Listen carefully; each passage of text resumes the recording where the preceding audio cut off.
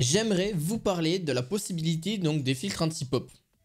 Ça va être l'objet de cette vidéo. Donc les filtres anti-pop, pour ceux qui ne savent pas, que ce soit pour votre micro Blue Yeti, les micros USB ou même les micros tout court en général, et bien ça va être le sujet de cette vidéo. J'en ai testé quand même pas mal dans l'ensemble sur ces dernières années, des filtres anti-pop qui coûtent une dizaine d'euros comme une cinquantaine d'euros.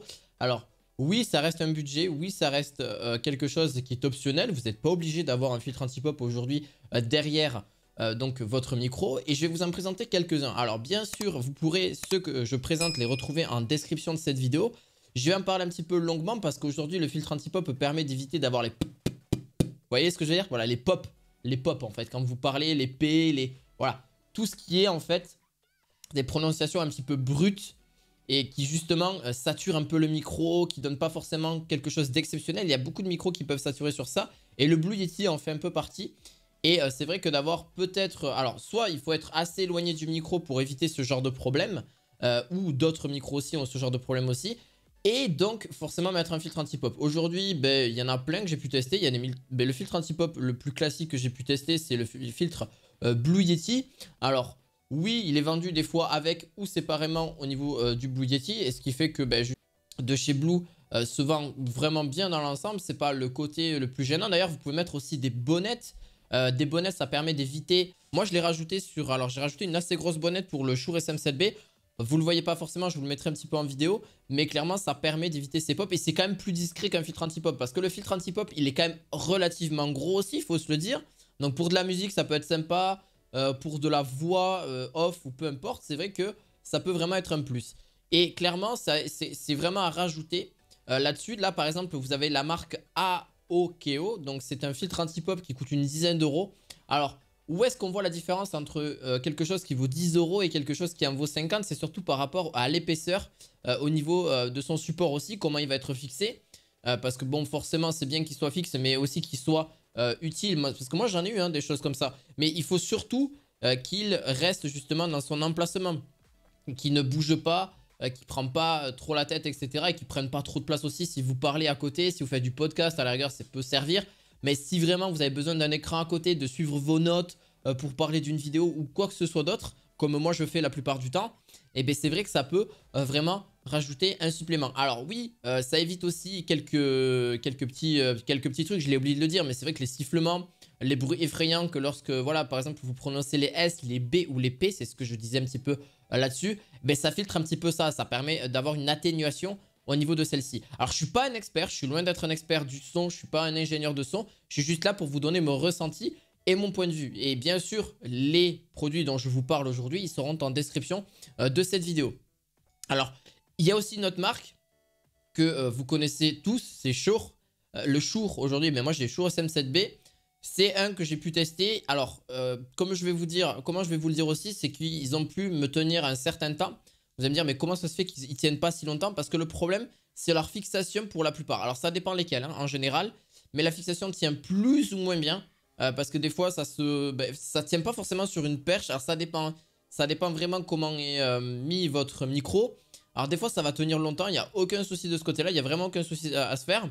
Au niveau des pop et la couche de diamètre qui est de 15 cm pour celle-ci. Et celui-ci, c'est l'un des plus chers que je vais vous présenter parce que celui-ci est vraiment très bon. D'ailleurs, il y a eu même la plupart des commentaires qui sont relativement bons aussi. Mais franchement, il a tendance à se laisser, au bout de à cause du poids, de se laisser tomber. C'est un petit peu tous les filtres anti-pop qui ont un peu ce défaut que je vais mettre là-dessus. Alors oui, après, il y a un certain épaisseur par rapport au pop aussi parce que oui, c'est un filtre, hein. Donc forcément, s'il est plus épais, ben, ça va éviter ce petit problème-là.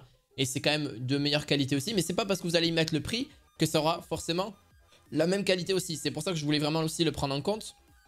Et là, avec les quelques-uns que j'ai pu tester, il y a aussi le JZ que j'ai pu tester. Donc c'est la marque JZ Microphone qui pour moi l'un des pires à l'heure actuelle parce que vraiment, alors il a une très bonne languette et pourquoi je vous le recommande? Non, c'est là je vous le recommande pas, je vous dis que celui-là il est pas bon du tout. Ne le prenez absolument pas, c'est pas un bon conseil que je vous donne. Très cher, vraiment très cher pour un filtre anti-pop. Ça vaut pas du tout pour moi le prix. Pareil, il est très lisse, il est assez classique. Alors peut-être qu'il y en a, ils diront ouais il est extrêmement bien, etc. Mais je l'ai pas trouvé vraiment du tout bon, surtout assez cher pour son prix. Donc aucun intérêt, le design est assez classique, donc ça vaut pas forcément du tout le prix d'y mettre une centaine d'euros sur une chose comme ça. Aujourd'hui, pourquoi pas mettre donc un filtre anti-pop beaucoup moins coûteux et au moins essayer de base. Si c'est pas ce que vous souhaitez, peut-être faire un autre achat un peu plus conséquent. Alors c'est à vous de voir, ça dépend de chacun au niveau de celui-ci. C'est aussi le diamètre du filtre qui peut être plus ou moins important en fonction du micro. Donc vous avez du 15 cm, il y en a vous en avez du 10 au niveau de l'envergure de celui-ci. Donc c'est vraiment important d'avoir un filtre. Donc voilà, il y en a eu quelques-uns. Le meilleur pour moi reste le Rode SM6. Donc en gros, si vous avez une perche en plus, donc en gros, vous avez la capacité de pouvoir mettre un micro. Alors ils ne sont pas tous compatibles, hein. Bien évidemment, il faut faire attention à ça parce que là, c'est entre guillemets la possibilité de mettre le micro plus l'anti-choc, donc le filtre anti-pop. Donc chaque micro a son propre style et a son propre anti-pop aussi de disponible. Donc ça, il faut faire attention à ça aussi.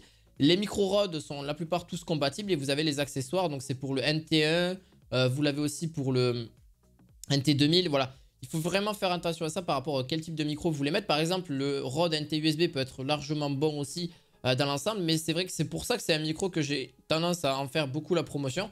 Il reste pas si cher que ça. Vous avez d'ailleurs une version améliorée de celui-ci qui reste presque aussi bien. Si ce n'est presque pareil au niveau du son, parce que ce Rode NT USB, il a la capacité déjà d'avoir le filtre anti-pop déjà donné avec. Donc en vrai, vous avez rien de nécessaire et rien en termes de capacité parce qu'il a tout, il a vraiment tout. Alors c'est vrai que si vous n'avez pas ce type de micro, eh ben oui, un filtre anti-pop sera quand même, je pense, utile en général. Et surtout pour éviter ces, ces pop dont je les appelle. Donc voilà. Franchement, à vous de voir qu'est-ce que vous en pensez. N'hésitez pas à me dire un petit peu en commentaire ce type de vidéo si ça peut vous intéresser aussi. Surtout pour vraiment avoir un sujet optimal. Et d'ailleurs, ce que je vous invite à faire, c'est la description directement. Bref, petit pouce bleu, petit abonnement. Merci beaucoup de m'avoir suivi sur cette vidéo. Et on se retrouve très prochainement pour d'autres vidéos high-tech. À la fois prochaine. Ciao, ciao!